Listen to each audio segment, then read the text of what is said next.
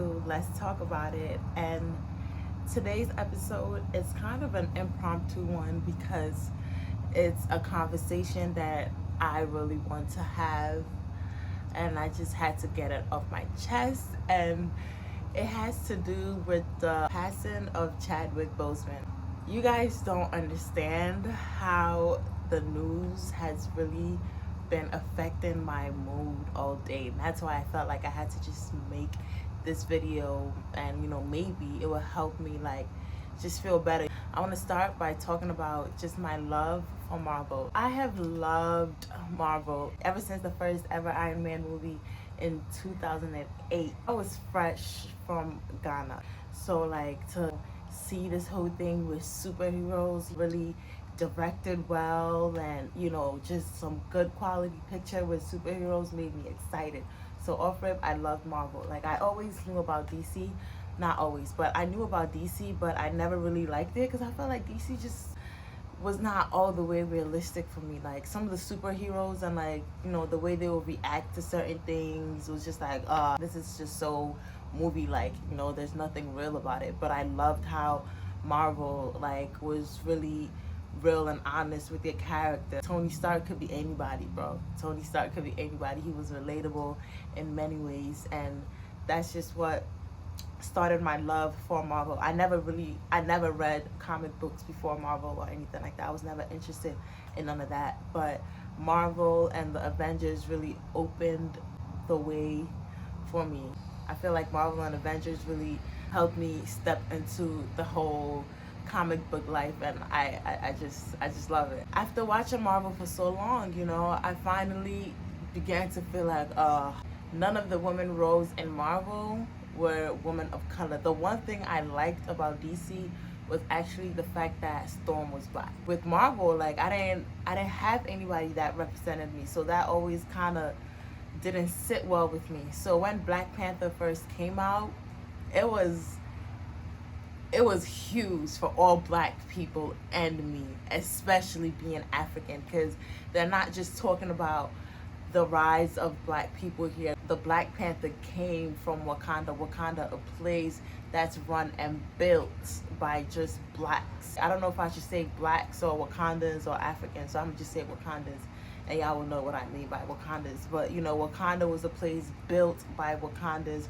for Wakandans, and nobody was telling them anything. They were building their own energy resources. They did not need no help from anybody. So Black Panther to us was assurance for black people to believe in our own capabilities. We have to be our own superheroes in our lives. And I always resonated with the way he embodied the role. I don't know what it was, but I always loved Chadwick and the way he embodied and brought T'Challa to life. So the accents, we could have worked on, but everything else regarding the movie, you can tell the time was put into it. It was not no rush job. They did their research and they executed it well.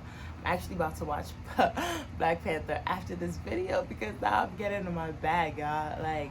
And it's crazy because just last week I was rewatching all my Marvel movies over again just because I love Marvel that much. And I was excited to see what the Black Panther's new journey was gonna be like, because they've been doing that a lot lately with Marvel movies. They just kind of taken to little small characters that people really like and giving them their own little short series, or a little movie, or a bigger role here and there. They doing stuff like that. So there's a lot of fun things to watch out for Marvel. Oh God, no, I can't say it. For Marvel in the future. So that's why I was so excited to see where T'Challa was gonna take his nest. And then just to hear this news was just damn.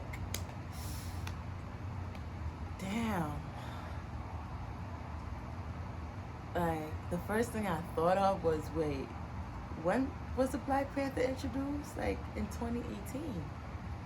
So he was going through all of this while embodying this role, and so many other series, because it's not like he showed up in just one movie. And that's what I love about Marvel. It's not just, oh, you have your movie and you're done. He would still show up in in other people's stories and other people's lives and shit like that. So it's not like he just did Black Panther and you never seen him in any Avengers movies or anything. No, he was still in Captain America, you know, in Avengers, all these, you know, little movies. It's like, yo, he was really going through like stage 3 colon cancer, bro, and like nobody knew. He didn't feel the need to tell anybody because to him this was not gonna define him, and that's what's making me admire him more than I already did. Like before, I just loved him as an actor, and I always felt like he was very gentle soul, and there was just something very genuine about him. And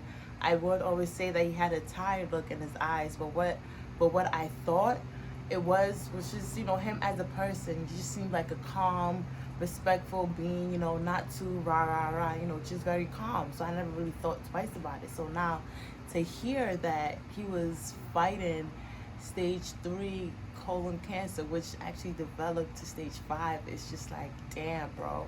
And I lived with an actor, so I know what they put into their roles, the practice and the effort that they put into their roles. Like, and he did movies back to back to back to back during one of his hardest seasons ever. And to me, it just emphasizes to me that you must believe in your capabilities, and you should never let your surroundings affect you. And that's kind of actually what I talked about in my last video, you know, believing in yourself and always trusting in yourself, because nobody got you like you got you. So if you sit there and doubt yourself, but if you sit there and actually believe in yourself and be like, fuck this, fuck what the universe has dealt me, bro, I'm gonna do what I gotta do, because I ain't no kid, and that's on period. And if I'm gonna leave, I might as well leave with the mark. And I admire him so much for that. The fact that he didn't even feel the need to tell nobody, because he didn't want the sympathy. One thing that our generation has a problem with, well, mainly the entertainers in our generation, one thing they have a problem with is the fact that they feel like since they're famous, they have to share everything that's going on in their lives. And the fact that as fans, we feel like we're entitled to know everything. It's like, you're not. He did not owe us anything. All he owed us was giving us the best version of himself. And if he wanted to tell us, he could have, but he felt like it wasn't needed, because it was not going to define him. Because as humans, we would have automatically wanted to give him sympathy. Or maybe he shouldn't be doing this. Maybe he should be resting, doing this. Nah, bro. Nah. And like, I just really hope that 2020 puts you, whoever's watching this, I hope 2020 puts you in a different state of mind, where you begin to appreciate what you have and appreciate yourself in your life, because this year is literally teaching us how fragile our lives are, how fragile the universe is. Like, the least you can do is pray and believe in our God, because that's really our only option now. 2 things that I took from this today is the fact that we need to always remember to be kind to people, because you never know what people are going through. Even if you're having a bad day, like a smile, if somebody smiles at you, can make their day in a big way, in a way that you would never understand. You know, the little things really do matter. So please be kind to people. The second takeaway was to never let your struggles define you.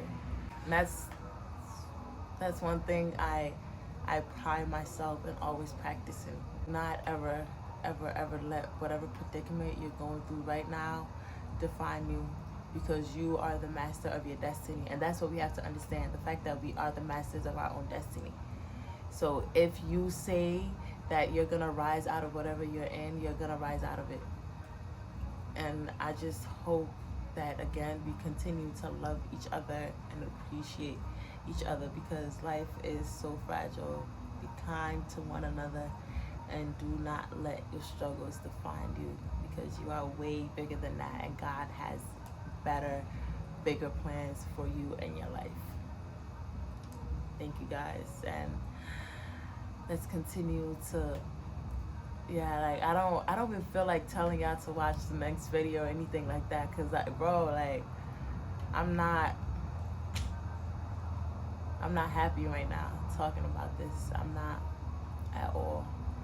So yeah, I'll talk to you guys later. Bye.